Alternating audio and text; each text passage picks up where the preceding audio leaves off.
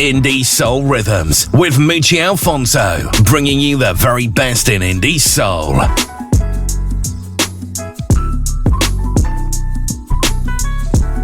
Hi, this is Alxandr, hanging out with soul brother Moochie Alfonso on Indie Soul Rhythms. It's got to be the grooviest show on the planet. Keep it locked in.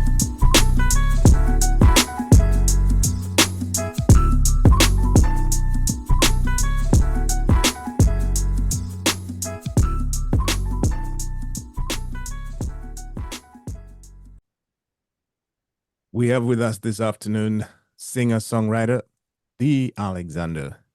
I'm sure all our listeners are dying to hear your story. Shall we get into it? Absolutely. Welcome to Indie Soul Rhythms. Glad to be here, brother. Glad to be here with you. Thank you. I know it's been a challenge trying to get around with all this craziness going on with the IT stuff going on all over the world. It is, yes, affecting everybody. I was affected by the flights and stuff and moving around, but we finally got this interview together, and I'm happy that we got it done. Yeah, I'm glad too. So I'd like to start from the start and at the very beginning. So could you please just tell us who the Alexander is and where you from? Okay, so actually been just a quick bio of my entertainment life and my personal life because it's intertwined. Yeah. I started at a young age, and I got my first deal actually on Warner Brothers. That deal didn't really develop because of some I'll just say some miscommunication. I'll put it like that. It had nothing to do with my artistry or anything like that because, and the reason I say that is because I got my second deal with the same guy that signed me to Warner Brothers. Yeah. Right. So he saw me a couple of years later and was like, listen, man, I just need you to understand that it wasn't anything with you. It was like the people handling your business. Yeah. We have to make a decision now. But I want to give you another deal because I believe you're talented. So fast forward into 1990, I went on tour with Club Nouveau, right? So that actually in 89, I started with Club Nouveau on tour in New York because their lead vocalist, I think he stepped down. Right. And then so they needed a replacement. And by the way, I just met him for the first time a few months ago, and really cool guy, Samuel, a great singer. Yeah, Samuel has really good product out there. And we didn't know each other. So I finally met him a few months ago. But yeah, on the tour with Club Nouveau, after that was done, I ended up signing a deal with EMI Capital. Right. And when I did that, my first album, I had 3 top 40 singles with that album.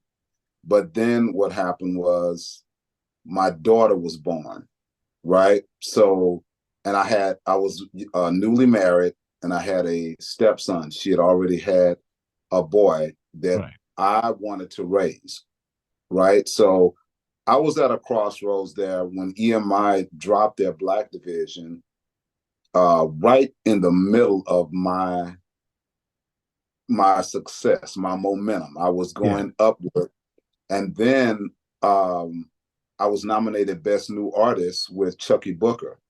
Right. And The Boys and David Peaston and Gerald Austin, I think. So I didn't win, but just the fact that that was my first album out and getting a nomination like that from the NAACP Image Awards on NBC was a huge thing for me. So, but then when EMI did drop their Black division, you have to realize I lost a lot right there because I was scheduled to go on tour with Natalie Cole. All right. for like it was like a 2 or 3 month tour. So I lost that, and also uh, I was kind of at a crossroads because my daughter was starting kindergarten, and then I had to make a decision at that point, and I decided to go back and raise my kids Yeah. and not continue to pursue what I was pursuing. Even though I worked my whole life to get there, Yeah. they were more important to me than any award or any #1 record I could get. And so fast forward to now, a few years later, a few years ago, my daughter came to me and said, listen, I know what you sacrificed. Don't think I don't know that you sacrificed that to raise us. Mm. And I want you to go back out there, and I want you to give the people the music that you have inside of you. Don't worry about Billboard. Don't worry about #1s. Don't worry about any of that. Just do it. And man, it broke me down. Like, it was Wow. an amazing moment between me and my daughter. Yeah. And my son as well. My stepson is very supportive of this as well and what I'm doing. They really just kind of, pushed me out there. But she was like so adamant about me getting back out there and doing my thing. And that's what sparked the Alexander, basically. That's truly amazing. And you know what? This is why I enjoy doing these interviews, because it kind of gives the whole picture of the whole person. Because sometimes we tend to think, oh, this is just a Johnny come lately who's trying to make it in the music industry, but Yeah. you've got a rich foundation in terms of Yes. music artistry. Um, Yes. so when was the first time you actually knew that you had a gift to sing and write songs? I was about 5 years old. I started writing songs, like, little lullaby songs or whatever. And so me and my brothers, I have 4 brothers, but it was only 4 of us that actually sang. My oldest didn't sing with us, but uh, uh, we had a gospel a cappella group. Right. So I was doing that, and my next to the oldest brother realized that I had something a little bit different. Right. So he started giving me songs to rearrange. So he would give me like a gospel song and said, listen, I know that it goes like this, but what do you hear? Like, write that and then bring it back to, and I was the youngest. So, yeah, I realized that at about 5 years old, 5 or 6 years old, I realized that I kind of had something different. That's amazing. Yeah. You mentioned you're doing gospel. So I take it you grew up in the church? Absolutely. And one of the things that was different about that, my father, I'm a PK, so All right. I'm a preacher's kid. So we didn't have instruments. We sung a cappella. Yeah. And it was one of the things that really taught me harmony. So hearing 3 and 4 and 5-part harmonies with no instrumentation supporting that, most beautiful thing, man, you ever want to hear. And so yeah, I grew up in the church, preacher's kid. Wow. And what was it like growing up, under your father's tutelage? Woo! Yeah, yeah. I love him, man. He's no longer with me, but here's the thing. Yeah. He was super strict, right? But a loving man. And his rules were his rules. That's kind of how I got to learn protocol. Like, Yeah. he taught me that. Like, you go to school, you do what you're supposed to do, you come back home, you don't make no stops. Yeah. You don't steal, you don't do this, like, he was like the man. And he also didn't allow secular music to be played in the house. Right. Which, of course, being a kid, you're gonna find a way to listen. Absolutely. So my mom, the only way I got to listen to music was my mom gave me a broken radio that was stuck on one radio station. And I used that radio to kind of listen to music all night. And my dad allowed it because, she gave it to me, Right. right? So my mom was a classical pianist. She also played jazz as well. Right. And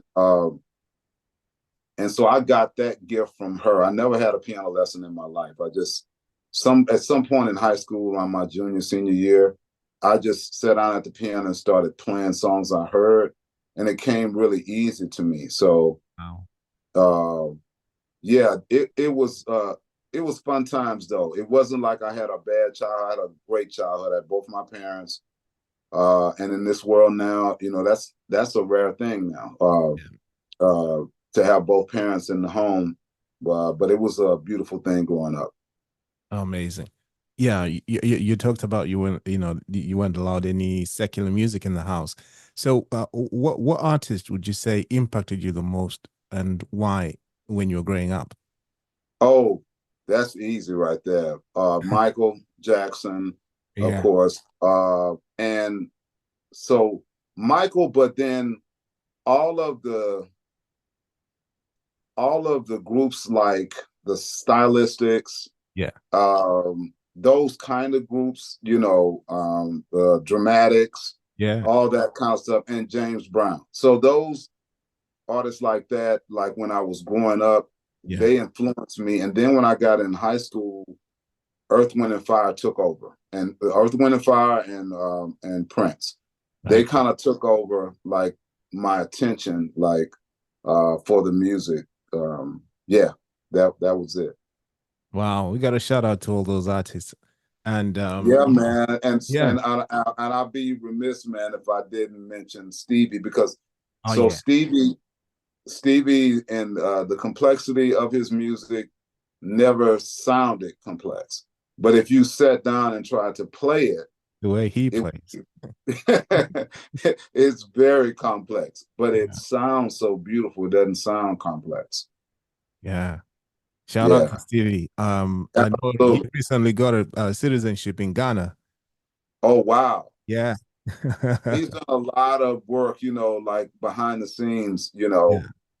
know, in African nations, man, especially, you know, Yeah. him and Michael did a lot as well. Yeah. Yeah. Most people don't know. Yeah. Yeah. Mm-hmm. And Mm-hmm. so if you were not making music right now, what would you be doing? I would have been an athlete because I'm not a big guy. I'm kind of a little guy. So, but I was very fast and very athletic. So I played football, going up in basketball, and ran track Yeah. in school. What really pushed me over the edge in regards to like putting 100% of my focus on music was an ankle injury in my junior year that kept me out of the playoffs. So I was like, okay, I really need to make up my mind here, like what I'm going to put. I knew I was going to do music, Yeah. but what am I going to put my full effort into? So yeah, it would have been. I would have been an athlete. Right. Cool. And Yeah, what was you did track? Was it sprints or middle distance? yeah. They had what was called a 220, Right. and then I'd run the 100. 100. What was your fastest time? Oh my God. I'm competitive. I want to know what was your fastest time, because I did Uh, sprints as well. okay, so I'm gonna say it wasn't really fast, about maybe a 10-8, 10-8, 10-9, 10-8, something like that. Right. Yeah, No, no, okay, yeah, no. Right. That yeah. no, no, that's decent. Yeah, it's decent. Yeah, that's It decent. wasn't, Yeah. you know, it wasn't blazing fast. Yeah. Because I had Fast some enough guys to running finish, yeah. 10-5, 10-6, 10-4, you know. No, no, Uh yeah. yeah. And for those who don't know the Alexander, how would you describe your musical style to them? Ooh, man. If you know anything about gumbo, have you ever heard of the food Yeah, gumbo? yeah, yeah, yeah. Okay, so that's how I would describe my music, because man, I have so many different genres that I grew up listening to. As I told you, I had that little radio or whatever, and finally I found a way to get another channel. Mm. on the radio, but that channel happened to be orchestral, Right. where it was just symphonies and stuff like that. And I would go to sleep on that stuff, like listening to that. So it all affected me. The R&B soul affected me. The rock affected me. Yeah. I have groups that are rock acts that I like as well. You know, rock music. I'm Yeah. a big fan of Toto. All Uh, right. Yeah. that's not like heavy metal, but I just love their style of rock. Uh, Journey, Mm. acts like that. And I had the privilege of meeting both of those guys Right. early in my career. Steve Lukather, who I'm a big fan of, the guitarist for Toto, Mm-hmm. and Steve Perry, the lead vocalist for Journey. Mm-hmm. Met them both in Cherokee Studios in Los Angeles. So, yeah, that's how I would describe it. It's just a mixture of everything, but it does come out R&B soul. Yeah. But I have like pinches of other stuff in there. You know, you have to really be paying attention to notice it. But yeah. Absolutely. So Mm-hmm. that takes us to you've got a single, So Good, which Oh man, which has been on the charts for a while here in the UK. And yeah, I believe it's also available on all digital platforms.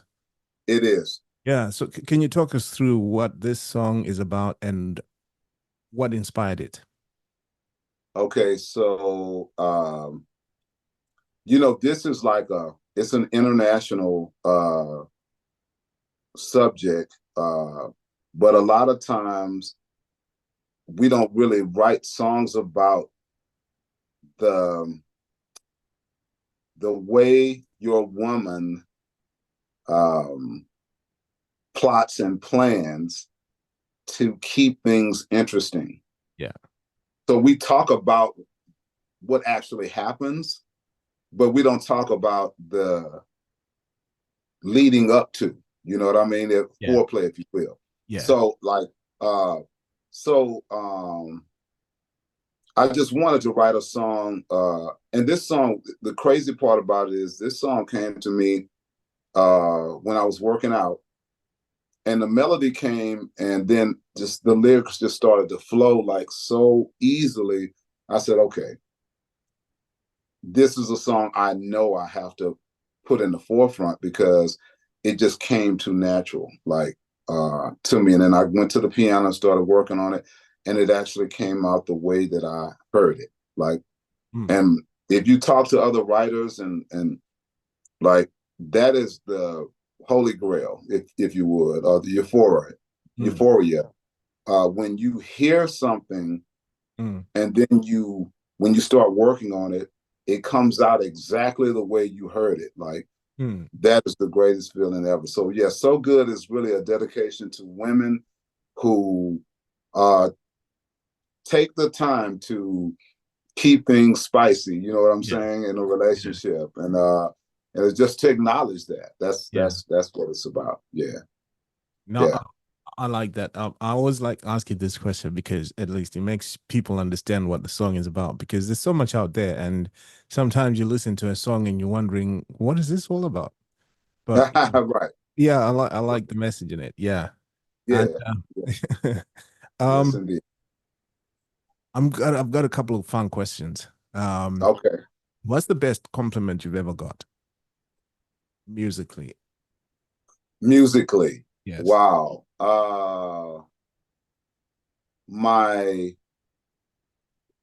arrangements. Like I get a lot of compliments about that, about my arranging, especially vocals, background vocals and stuff like because I do my own background vocals mostly. On this album I did. But yeah, that's the biggest compliment. Yeah. Or the most frequent compliment I get. You get, yeah. Yeah. That's amazing. And the tone of my voice. Yeah. That they say because I hear it, but a lot of us as singers, we don't even really like to hear ourselves sing. Yeah. But I hear that a lot from people that I have a a different kind of tone. It's an artist here named Erin Stevenson, who I love dearly. She's a background vocalist for Justin Timberlake. Right. But she's also her own artist. She's a solo artist herself. That's what she always tells me, like, your tone is different. Yeah. Fantastic. Yeah. Is there any person you would trade places with for a day? No. And why? No. Absolutely. Because the one thing that I realized, becoming a grown man and a man of a certain age, you like the things you see, like they say perception is reality, but it really isn't. Yes. The perception you get of a person's life is one thing, but behind the scenes, you have no idea like what's really going on there. Yeah. So I wouldn't want to be bombarded with something that I'm not familiar with, Yeah. Yeah. Now, those are wise words. So sticking to that kind of inspired word, what advice would you give to any aspiring new artists who are thinking to go independent? Okay. Glad you brought that up, because we, of course, as artists and producers and writers, we're in this battle with, Spotify and Apple Music and all this stuff. Now, what artists really need to understand is that they really didn't do you any favors. Yeah. I know that the artists that couldn't get deals on major record companies, they look at it as a win. And it to a degree, it is a win. But you also have to understand that the powers that be are always about 5 to 10 steps ahead of you. Yeah. So when you had the CD makers come out, you are allowed to duplicate CDs and kind of move them on your own. Yeah. Well, when they saw that, they realized that they were about to lose the industry. So that's when they moved to the digital platform. They were already working on that several years before it actually transpired. Like when we were just selling CDs, or you could go to a record store and get CDs or wax or whatever. And then they moved to the digital platform and they said, let's give everybody the music for $10 a month. So then my question is, does a stream match up with a spin on radio? Yeah. And the answer is no, because I got checks from ASCAP and, from my publishing company and when I was getting spins on radio. So the point I'm making here is that don't fall in love with the stream. Yes. Don't fall in love with it. But there's a place for it. But I have something in my hand right here. My boy, Bobby Washington out in Florida, he's the one that turned me on to this. And it's the digital USB cards. Right. My album is on this card. And this allows me the ability to do direct to consumer. Right. Versus putting the whole album online and all the digital platforms. Now I just put my singles there. And that's how I kind of introduce the album. Right. And then if you want the album, then you can order the album. Or you can come to one of my shows and I can do a hand-to-hand sale that way. I prefer doing it that way. So that would be the advice that I would give to new artists. Don't fall in love with the streams. Use it as a promotional tool to introduce yourself to the public. And once you do that, when you put your full project together, whether it's an LP or EP, then put them on a format that you can do direct-to-consumer sales. Right. Yeah. That's really good advice. I'd never heard of this digital USB, but that's brilliant. I know I've been reading stuff, especially to do with Spotify, that Mhm. people are getting so many streams, but they're getting peanuts from those streams. 1 million streams equals $4,000. Mm, 1 million spins on real radio would translate to somewhere around $250,000. mm, That's the difference. yeah. Wise So, words. Yeah. I'm glad I asked that question. So I hope there are people listening who are thinking of going independent to think about it. Um, yes. so what can we expect from you in 2024? Well, I hope to be down there with Mooch at some point, doing a live concert. Yeah, So I'm saying this on air. So yeah, I'm speaking it into existence that I will be brought there to do a show with some other artists or whatever, some festival, some night or whatever. But yeah, yeah, I'd love to come there and perform. But right now, So Good is the action. yeah. Really just putting all my efforts into that. Also, the single before that was Unpack, Mm, and it was with Valerie Watson, the formerly vocalist of Club Nouveau. yeah, So those two singles right now, mainly So Good. I'm working that, and I'm also shooting a video for that as well, for So Good. right, Should be ready in a couple weeks. And right now I'm just touring and doing some spot dates and stuff here and there. right. Um, yeah, we're just gonna work the album. It's called 90s R&B.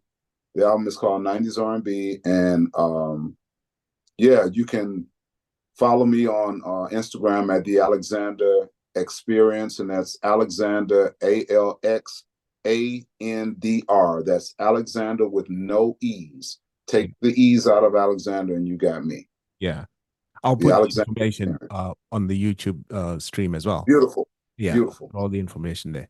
Um, beautiful. is there anything else you haven't done in your career that you still want to do? So I'm doing. I say touring, but it's really not touring. It's really more spot dates. Right. But I did not get a chance when I was at the height of my early career. I didn't get a chance to actually do a tour, Yeah. like, with two or three artists or whatever. That is something that I really would like to accomplish. And I also, this is all a challenge for me. Yeah. I want to be nominated again for an award, uh, because I feel like I didn't have a chance to like really parlay that into great things Yeah. on my first nomination. So those two things, yeah, touring a real tour and being nominated for an award. I believe all things are possible. So Absolutely. yeah, all things are possible. And if I could give a few shout outs before we Absolutely. part, Absolutely. shout out to my daughter, Pooh, my son, Pop. Shout out to some of the people that worked on the project. Valerie Watson, who is now with a group called 22 in the Scene. Right. And to my bass player, Lloyd, who is the bass player for Boys to Men. He's actually the bass player for Boys to Men. He played bass on a few of the cuts on LP. My road manager, Willie Evans, WR. My guy, Patrick Taylor, who is the manager for Adina Howard. But those two guys they are my go-to guys for everything that I do. Right. And yeah, that's kind of it. No, thank you so much. It's been a pleasure having you with us here on Indie Soul Rhythms. We appreciate your time. Your artistry means a great deal to us. This platform is here for you anytime, and I wish you the very best in 2024. Before we let you go, though, Could you please do us the honor of introducing your track, So Good? Ladies and gentlemen, it is my pleasure to introduce my second single off the 90s R&B album from the Alexandr, So Good. Thank you.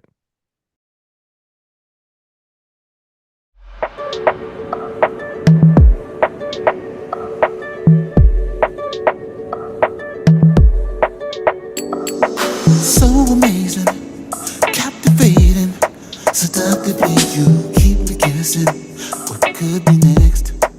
Tangerine or mango kisses, sweet explicit, exclusively my body's yours. When I rain it pours, just to explain the way she makes me feel. That would take all night, all night, all night. Yeah. It's like a drug, some kind of pleasure pill. No cure for me inside. And ain't nobody gon' blow my mind. So good, the way that you're loving me, the way you be loving me, so good. My private fantasy, so tremendous, outstanding love. Oh baby, ain't nobody gon' blow my mind. Oh baby, when I'm driving, I start smiling the moment that you cross my mind. And that's pretty much all the time. Now I'm thinking, I know you're scheming.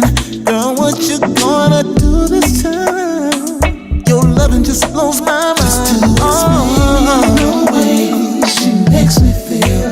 That would take all night, all night, all night.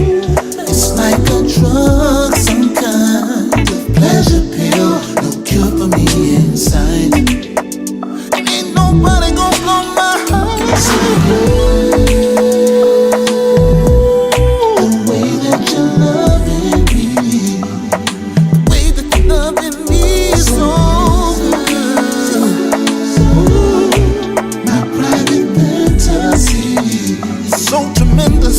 outstanding love, so good. The way that you're loving me, baby, the way that you're loving me, so good, so good.